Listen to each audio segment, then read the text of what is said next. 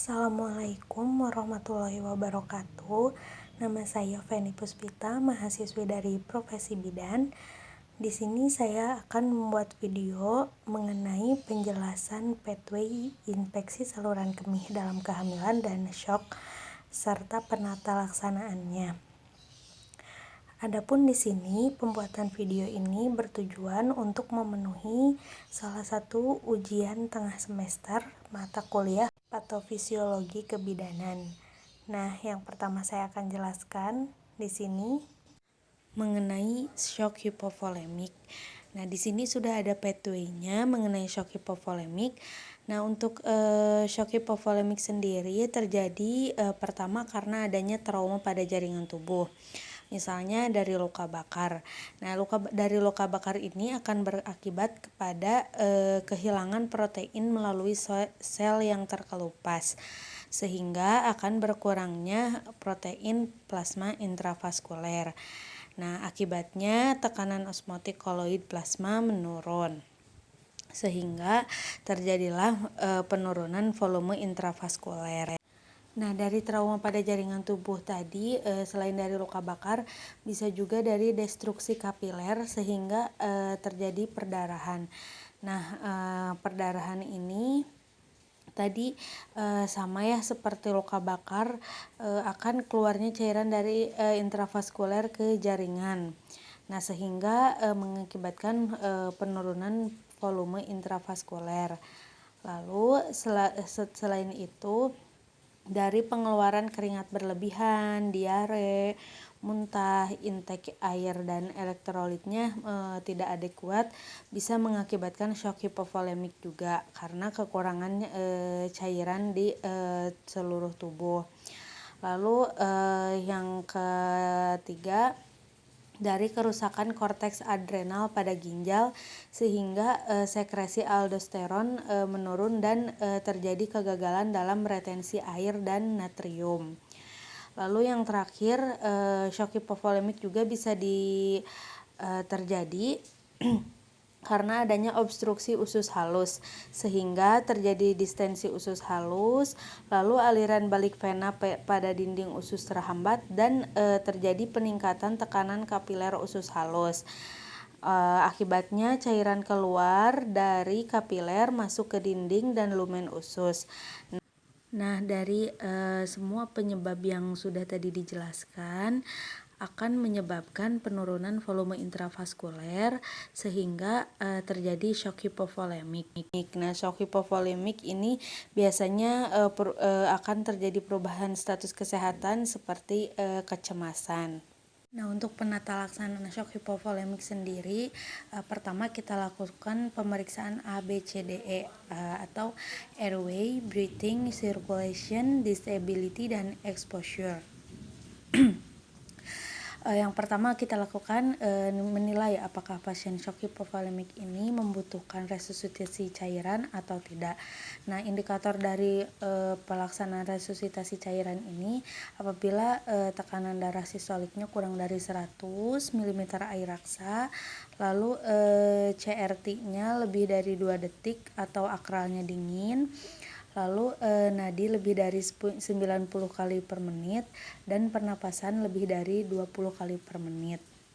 Nah, apabila iya, lakukan tata laksana awal seperti identifikasi penyebab, berikan bolus cairan kristaloid 500 ml yang mengandung natrium sekitar 130-145 selama 15 menit. Lalu nilai kembali keadaan pasien menggunakan ABCDE tadi seperti di awal ya. Lalu lihat apakah terdapat tanda shock atau tidak. Lalu apakah pasien masih membutuhkan resusitasi cairan atau tidak. Nah, apabila memerlukan pemberian cairan, berikan cairan lebih dari 2000 ml atau tidak.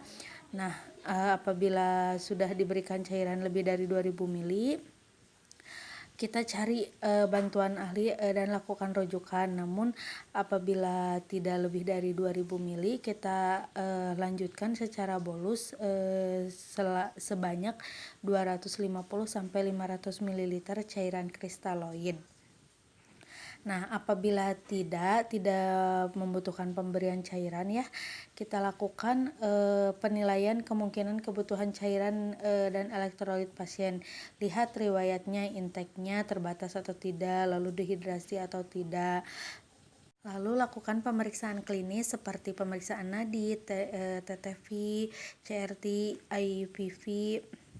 Lalu lihat apakah terjadi edema atau tidak, hipotensi postural, lalu pemeriksaan klinis keseimbangan cairan, berat badan, lalu pemeriksaan penunjang seperti pemeriksaan laboratorium juga harus dilakukan seperti penghitungan darah lengkap, urea, kreatinin, dan elektrolit. Lalu pastikan kebutuhan nutrisi dan cairan terpenuhi secara oral atau enteral. Nah, setelah itu berikan cairan maintenance secara IV bila kebutuhan normal cairan dan elektrolit per harinya 20-30 ml per kilogram per hari air.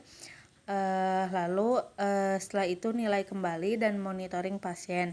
Hentikan pemberian cairan IV bila tidak diperlukan lagi. Lalu pemberian nutrisi melalui nasogastrik atau enteral lebih disukai bila kebutuhan perawatan lebih dari 3 hari. Nah, untuk yang selanjutnya di sini saya akan menjelaskan mengenai pathway shock anafilaksis. Nah, yang pertama ini terjadi karena pelepasan mediator oleh sel matosit dan basofil. Nah, biasanya reaksi yang terjadi dimediasi oleh IgE, lalu alergen atau seperti makanan, obat-obatan, enzim, atau sengatan lebah, terjadi pada atopi atau non-atopi. Nah, lalu ditangkap oleh APC plus sitokin dan disalurkan ke sel T helper. Nah, di sini akan merangsang sel B menghasilkan antibodi IgE dan melekat pada sel matosit, basofil, sel B, dan sel imun yang lainnya. Nah, setelah itu apabila terjadi lagi IgE akan merangsang keluarnya matosit dan basofil kembali.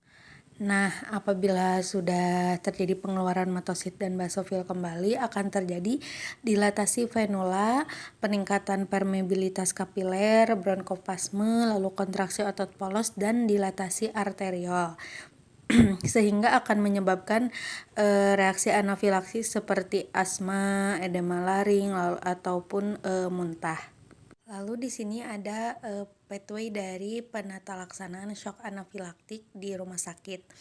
Nah, apabila tadi sudah dijelaskan ya, apabila sudah terjadi reaksi anafilaktik seperti asma, lalu muntah, dan edema, kita lakukan penilaian ABCDE seperti tadi penata laksanaan di awal ya. Untuk shock hipovolemik juga sama, yaitu airway, breathing, circulation, disability, dan exposure. Lalu kita diagnosis dan identifikasi apabila kondisi mengancam jiwa, terjadi gangguan airway atau breathing atau circulation, lakukan cari bantuan. Setelah itu baringkan pasien di tempat datar, lalu angkat tungkai bawah pasien atau seperti pada posisi shock. Setelah itu berikan adrenalin. Nah, bila tersedia peralatan yang memadai, kita lakukan juga monitor ECG, lalu monitor pulse, oximeter, monitor tekanan darah juga. Nah, setelah itu apabila pertama kondisinya mengancam jiwa, lakukan airway. Biasanya pada saat airway terlihat ada odem saluran napas, suaranya serak dan stridor. Lalu pada saat dilakukan breathing, hasil penilaiannya nafasnya cepat, lalu terdapat wheezing, lelah, cyanosis, dan SpO2-nya kurang dari 92%. Selain itu gelisah. Lalu pada saat dilakukan penilaian circulation, terdapat hasil pemeriksaan pucat, tensi darahnya rendah, lalu akralnya basah, dingin, pingsan, ataupun bisa terjadi koma. Nah, untuk pemberian adrenalin tadi kita dapat berikan secara IM dengan dosis 1/1000.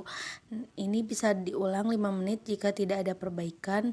Nah, di sini sudah tertera dosisnya untuk dewasa, anak usia lebih dari 12 tahun, 6 sampai 12 tahun dan anak kurang dari 6 tahun. Berbeda ya untuk dosisnya, di sini sudah ada. Lalu yang ketiga, berikan cairan IV dengan kristaloid untuk dewasa 500 sampai 1000 ml dan untuk anak dilihat dari berat badan. Untuk anak ini dosisnya 20 ml per kilogram berat badan. Setelah itu bisa juga diberikan kloramfeniramine IM atau IV dan hidrokortison IM atau IV. Nah, untuk dosisnya sudah tertera di pathway. Bisa dilihat ada juga perbedaan ya, di sini ada untuk dewasa atau anak lebih dari 12 tahun. Lalu ada juga untuk anak usia 6 sampai 12 tahun, anak usia 6 bulan sampai 6 tahun dan anak kurang dari 6 bulan. Nah, untuk yang selanjutnya di sini saya akan menjelaskan mengenai patofisiologi dari infeksi saluran kemih. Nah, di sini sudah terdapat pathway-nya. Nah, infeksi saluran kemih sendiri disebabkan oleh beberapa hal. Yang pertama dari kelainan kongenital. Nah, kelainan kongenital ini bisa menyebabkan penurunan fungsi kutub uretrovesikuler. Nah, karena penurunan fungsi di sini akan menyebabkan aliran balik dan perkembangan kuman meningkat sehingga terjadilah infeksi saluran kemih. Nah, untuk selain dari itu bisa juga dari kelainan anatomi seperti ureternya sempit dan mengakibatkan penimbunan cairan dan kuman sehingga terjadilah aliran balik dan perkembangan kuman meningkat, terjadilah infeksi saluran kemih. Nah, untuk kelainan anatomi ini biasanya ciri-cirinya terdapat jaringan parut, lalu distensi, nyeri pinggang, lalu nyeri yang diakibatkan dari kelainan anatomi biasanya bersifat akut dan terdapat refleks renointestin seperti mual, muntah, dan anoreksia. Lalu yang kedua, infeksi saluran kemih juga bisa terjadi karena adanya obstruksi dan gangguan neurogenik. Nah, dari hal tersebut akan berakibat ke tidak lancarnya refleks pengaliran sehingga urin statis di VO. Setelah itu terdapat penimbunan cairan dan kuman sehingga terjadinya aliran balik dan perkembangan kuman meningkat dan terjadilah infeksi saluran kemih.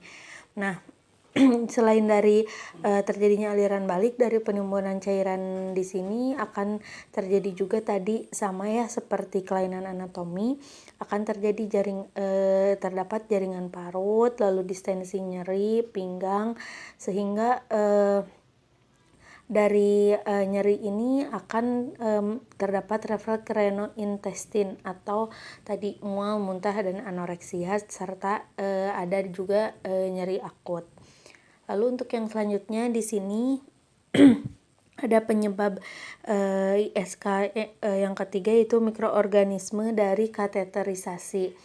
Nah, dari mikroorganisme ini akan menjadikan ISK bagian bawah kurang personal hygiene.